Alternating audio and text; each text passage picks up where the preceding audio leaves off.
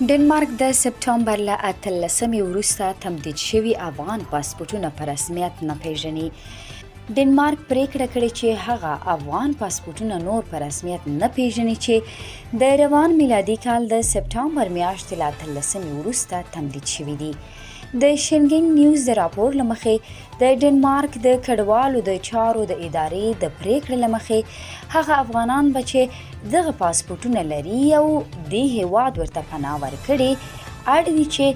نوي افغاني پاسپورټونه واخلي. د راپور له مخې ډنمارک له دغو افغانانو سره که غوښتي وي چې د نویو پاسپورټونو د اخیستو لپاره افغانستان ته لاړ شي هم ستونزه نه لري، خو هغه افغانان چې ډنمارک ورته سیاسي پناه ورکړي کولی شي د دې هیواد سیاسي پاسپورټونه ترلاسه کړي. ډنمارک دغه پریکړه وروسته له هغې کوي چې د طالبانو د حکومت د بهرنیو چارو وزارت د زمري